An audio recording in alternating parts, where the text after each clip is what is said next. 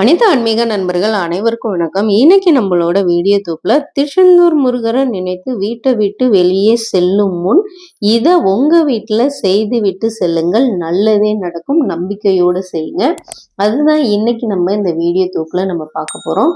உங்களுக்கு நம்மளோட வீடியோ தொகுப்புகள் பிடிச்சிருந்தா நம்ம சேனலை நீங்கள் லைக் பண்ணி சப்ஸ்கிரைப் பண்ணிக்கோங்க. இன்னைக்கு நம்ம இந்த வீடியோ பதிவில் இன்னைக்கு இந்த விஷயத்தை நம்ம சொல்லுவதற்கு இதற்கு திருச்செந்தூர் முருகருடைய பக்தர் அவங்க வீட்டில இருந்து அவங்க தினமும் வெளியில எந்த ஒரு பயணம் செய்யும் பொழுதும், அதாவது ரொம்ப தூரம் பயணம் செய்து கோயில்களுக்கு செல்லும் பொழுதும் சுப நிகழ்ச்சிகளுக்கு செல்லும் பொழுதும் அவங்க வீட்டுல இதையே வழக்கமா வைத்து செஞ்சுட்டு வராங்களாம். அதை உங்க தொகுப்புல முருகப்பெருமானை நினைத்து செய்ய சொல்லுங்க அப்படின்னு சொல்லி நம்மளுக்கு இன்னைக்கு வீடியோ பதிவு முருகப்பெருமானுடைய பக்தர் நம்மளுக்கு கொடுத்துருக்காங்க. ஏன்னா நம்ம எப்பொழுதுமே பாத்தீங்கன்னா இப்ப பல விபத்துகளை நம்ம பாக்குறோம். ஏன்னா இப்ப கோயிலுக்கு தான் போயிட்டு வராங்க அப்படின்னு ஒரு சில குடும்பங்கள் வருவாங்க, ஒரு சில விபத்துகள் நடக்கும். அதே மாதிரி அதுல பலவிதமான தடைகள் வரும். நம்ம ஒரு நல்ல விஷயத்துக்கு கிளம்பி போவோம், திடீர்னு பாத்தீங்கன்னா ஒரு வண்டி பஞ்சர் ஆயிரும், இல்லைன்னா அதுல ஏதாவது தடங்கள் வரும். அதை நம்ம ரொம்ப தூரம் போயிடுவோம், போயிட்டு கூட வீட்டுக்கு திரும்ப வந்துருவோம். இது போல பாத்தீங்கன்னா காரிய தடை அதிகமா நம்மளுக்கு வந்துகிட்டே இருக்கும். நம்ம போயிட்டு வர்ற பிரயாணம் ரொம்ப சௌகரியமாவும் திருப்திகரமாவும் நம்ம வீட்டுக்கு நல்லபடியா நம்ம சேரணும். அதுதான் இப்ப உள்ள காலத்துல ரொம்ப ரொம்ப முக்கியமான விஷயமா இருக்கு. அதனால நீங்க உங்க வீட்டுல இருந்து கிளம்பையில இதை நீங்க செஞ்சுட்டு கிளம்புங்க. என்னடா வீடியோ பதிவுல இப்படி சொல்றாங்களே அப்படின்னு நீங்க நினைக்காதீங்க. இதையே முருகப்பெருமானுடைய பக்தர் அவங்க வீட்டுல இதை செய்துட்டு வந்திருக்காங்க. அவங்க வீட்டுல இதை செய்யறதுக்கு முன்னாடி வெளியில போயிட்டு வரையில பாத்தீங்கன்னா பல தடங்கல்கள் வந்துகிட்டு இருந்திருக்கு.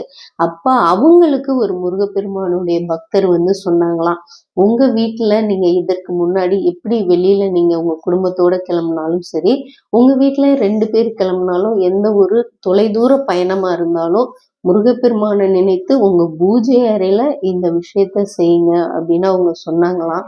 அதை என்னன்னு நம்ம பார்க்கலாம். இதற்கு முன்னாடி நீங்க வெளியில கிளம்புவீங்க இல்லையா, அப்ப உங்க வீட்டுல யாரு பெரியவங்களோ அவங்க முருகப்பெருமானுடைய திருவுருவ சிலை இருந்தாலும் சரி, இல்லைன்னா திருவுருவ படம் இருந்தாலும் அதற்கு முன்னாடி நீங்க ஒரு மஞ்சள் துணி எடுத்துக்கோங்க. அந்த மஞ்சள் துணியில கொஞ்சம் அரிசி, இப்போ உங்க வீட்டுல பச்சரிசி இருந்தா பச்சரிசி எடுத்துக்கோங்க, இல்ல சாப்பாட்டு அரிசி இருந்தாலும் சாப்பாட்டு அரிசி எடுத்து அந்த துணியில வச்சுக்கோங்க.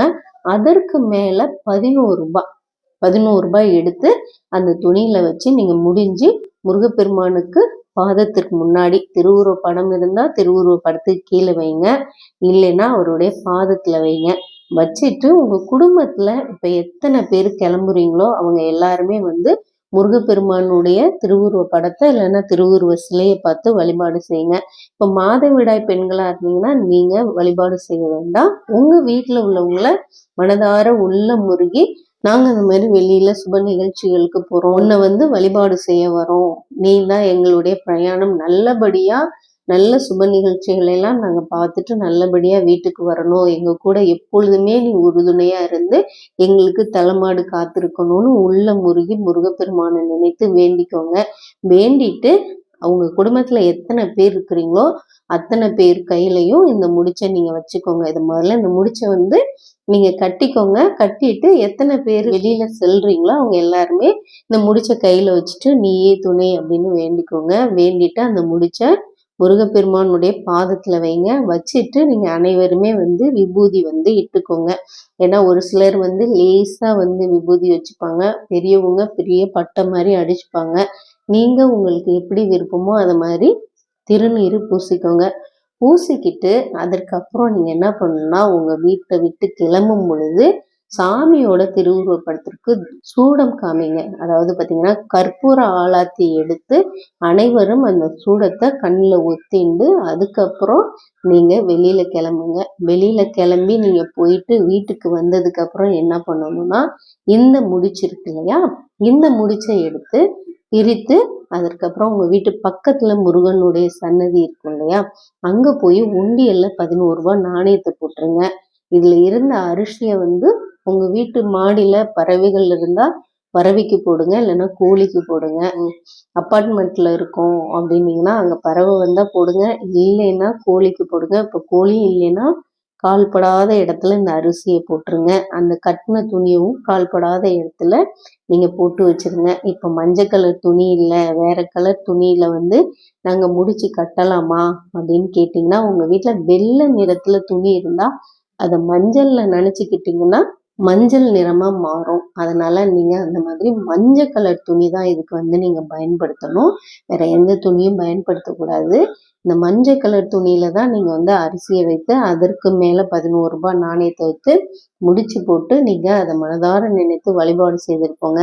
எங்கள் வீட்டு பக்கத்தில் முருகருடைய கோயில் பக்கத்தில் இல்லைங்க, ரொம்ப தூரத்தில் தான் இருக்குது. பக்கத்தில் உள்ள சிவபெருமான் கோயில் இருந்தால் அங்கே போய் நீங்கள் செலுத்திடுங்க. ஏன்னா நீங்கள் முருகப்பெருமானை நினைத்து தான் இந்த முடிச்சை நீங்கள் முடிஞ்சு வைக்கிறீங்க. அப்போ சிவபெருமான் கோயிலில் கட்டாயம் முருகப்பெருமானுடைய சன்னதி இருக்கும். அதனால அங்கே வழிபாடு செய்துட்டு அங்கே உள்ள உண்டியல்ல இந்த 11 ரூபாயை நீங்கள் செலுத்திட்டு நீங்கள் உங்கள் வீட்டுக்கு வந்துடுங்க. இதே போல் எப்போ நீங்கள் வெளியில் சென்றாலும் இந்த வழிபாடு செய்துட்டு வாங்க. கண்டிப்பாக உங்களுடைய பயணம் இனிதே நல்லபடியாக இருக்குங்க. நம்பிக்கையோட இதை நீங்கள் எப்போ வெளியில் கிளம்புனாலும் பயணம் செய்யும் பொழுது இந்த முடிச்சு வழிபாடை செய்து வைத்துட்டு போயிட்டு வாங்க. கண்டிப்பாக முருகப்பெருமானுடைய அருள் உங்களுக்கு நிலைத்திருக்கும். இந்த வீடியோ பதிவு உங்களுக்கு பிடிச்சிருந்தா நம்ம சேனலை லைக் பண்ணி சப்ஸ்கிரைப் பண்ணிக்கோங்க. மறக்காமல் பெல் ஐக்கானை தட்டி விட்டுக்கோங்க.